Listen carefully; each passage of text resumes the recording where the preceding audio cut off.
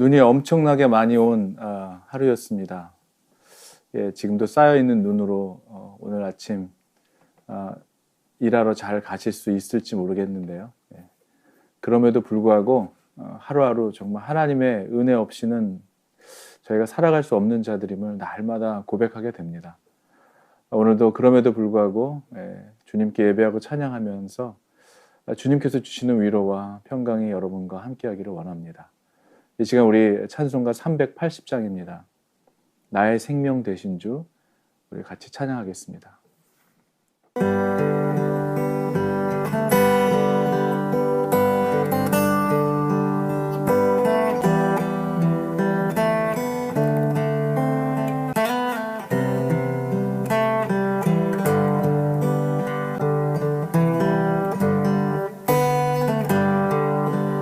나의 생명 되신 주, 주님 앞에 나갑니다. 주의 흘린 보혈로 정케 하사 받아주소서. 날마다 주를 찬송하겠네. 주의 사랑 줄로서 나를 굳게 잡아 매소서. 괴로운 세상 지낼 때 나를 인도하여 주소서. 주를 믿고 나가면 나의 길을 잃지 않겠네. 날마다 주를 찬송하겠네. 주의 사랑 줄로서 나를 굳게 잡아 매소서. 세상 살아갈 때에 주를 더욱 사랑합니다. 밝고 빛난 천국에 나의 영혼 들어가겠네. 날마다 주를 찬송하겠네. 주의 사랑 줄로서 나를 굳게 잡아 매소서. 3절 다시 한번 고백하겠습니다. 세상 살아갈 때에 주를 더욱 사랑합니다. 밝고 빛난 천국에 나의 영혼 들어가겠네. 날마다 주를 찬송하겠네. 주의 사랑 줄로서 나를 굳게 잡아 매소서. 날마다 주를 찬송하겠네. 주의 사랑 줄로서 나를 굳게 잡아 매소서.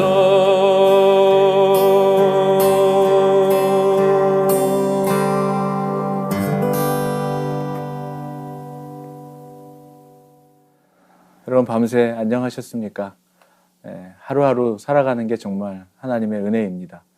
하나님의 은혜 없이는 살아갈 수 없는 저희들인 것을 날마다 경험하게 됩니다. 오늘도 그럼에도 불구하고 저희에게 주신 하나님의 말씀, 마태복음 9장 14절에서 26절까지의 말씀입니다. 마태복음 9장 14절에서 26절까지의 말씀, 제가 여러분들에게 봉독해 올리겠습니다.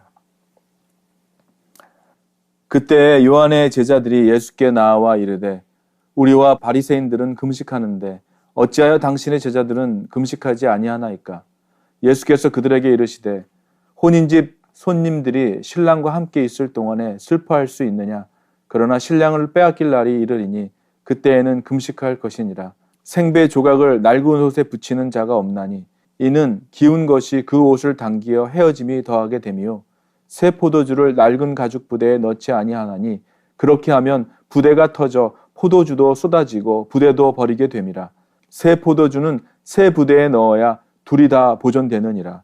예수께서 이 말씀을 하실 때에 한 관리가 와서 절하며 이르되 내 딸이 방금 죽었사오나 오셔서 그 몸에 손을 얹어 주소서. 그러면 살아나겠나이다 하니 예수께서 일어나 따라가심에 제자들도 가더니 12해 동안이나 혈루증으로 앓는 여자가 예수에 들어와서 겉옷갈을 만지니 이는 제 마음에 그 겉옷만 만져도 구원을 받겠다 함이라. 예수께서 돌이켜 그를 보시며 이르시되 딸아 안심하라 내 믿음이 너를 구원하였다 하시니 여자가 그 즉시 구원을 받으니라. 예수께서 그 관리의 집에 가사 피리 부는 자들과 떠드는 무리를 보시고 이르시되 물러가라 이 소녀가 죽은 것이 아니라 잔다 하시니 그들이 비웃더라.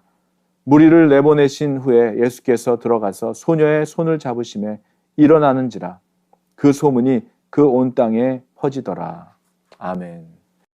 자, 기도하겠습니다. 우리의 모든 것 되어주시는 주님, 우리의 생명이 되어주시는 주님, 오늘도 주님의 은혜로 살아감을 고백합니다.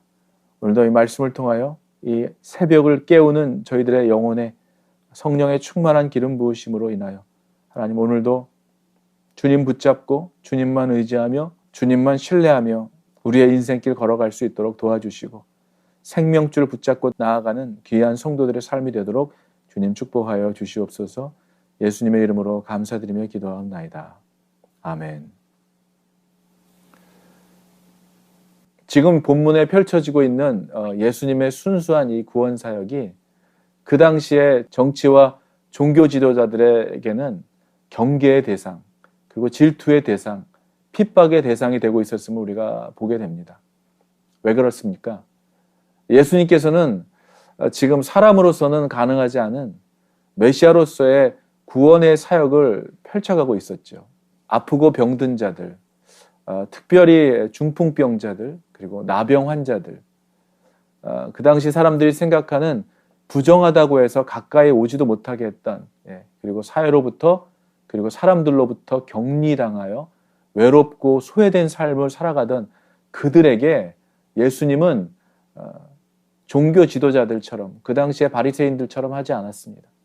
예수님은 그들을 차별하시지 않았습니다.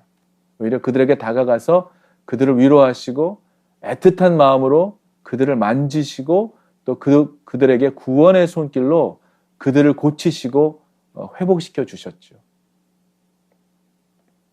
각종 장애를 가지고 살아갔던 사람들, 그리고 또 오래된 지병, 오랜 세월 동안에 고통 가운데 살아가던 그들에게 예수님께서는 정말 완전한 치유함을 허락해 주셨습니다. 얼마나 기쁜 일이었을까요?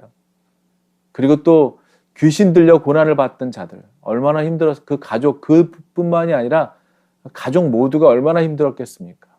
귀신 들려서 고난을 받는 모든 자들에게 귀신으로부터 노임을 받게 하시고 자유케 하시고 심지어는 죽은 줄만 알았던 회당장 야이로의 딸까지 살리시기까지 하셨던 그 예수님의 그 구원의 사역을 바라봤던 주위의 시선이, 그리고 특별히 그 기득권층의 시선, 그들은 어땠습니까? 그들은 이 정말 놀라운 일 앞에서 그들은 비난하고 핍박하고, 그리고 예수님의 그런 구원 사역이 더 흥황하면 할수록 그들의 핍박과 그들의 비난은 더 심해져만 가고 있었습니다.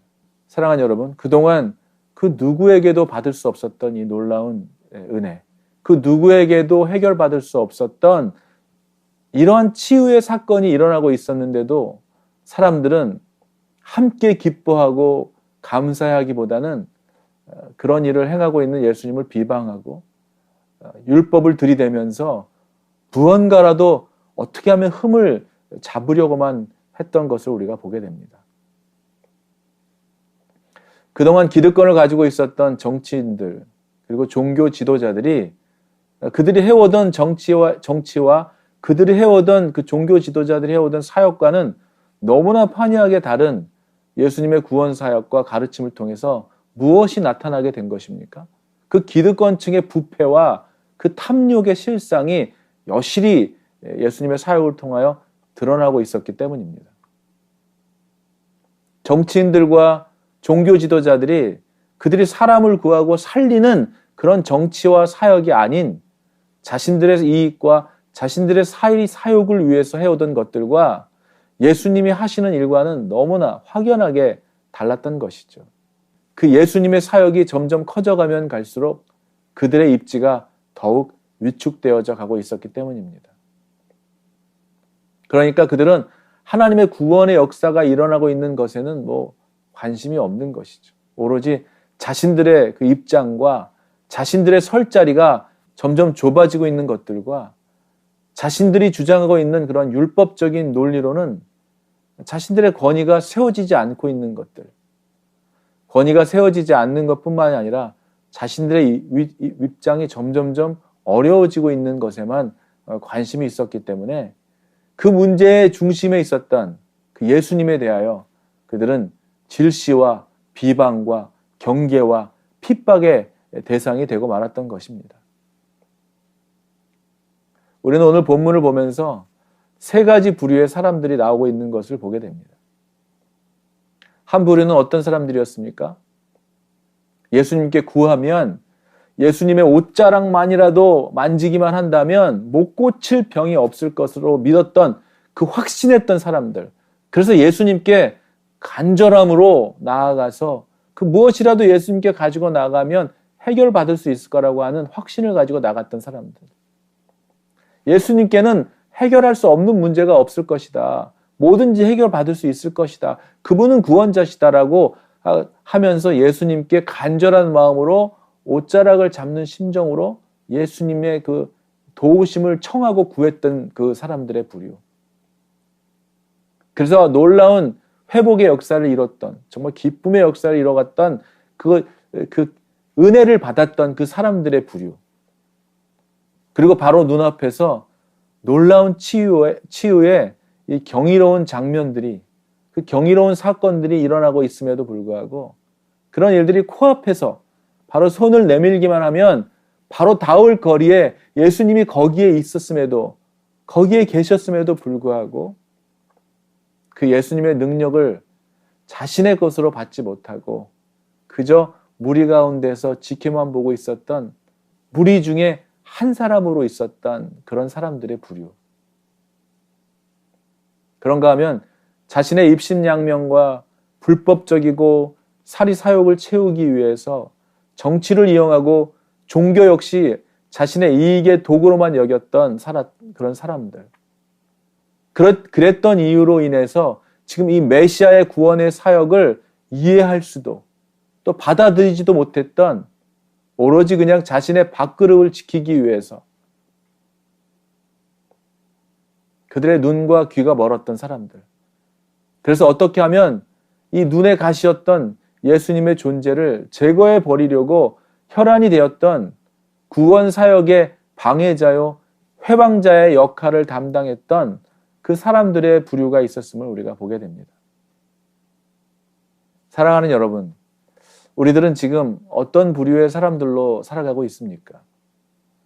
그 구원의 하나님을 믿음으로 예수님께 간절하게 구하고 또 그 예수님께 간절하게 찾고 찾으면 그리고 그 주님의 옷자락만 만져도 내가 나음을 입을 거라고 하는 확신과 믿음을 가지고 간절함으로 주님께 나아가 놀라운 치유와 구원의 경험을 하여 정말 기쁨과 감격을 누리고 살아가는 그 치유받은 구원받은 자로서 살아가고 계십니까?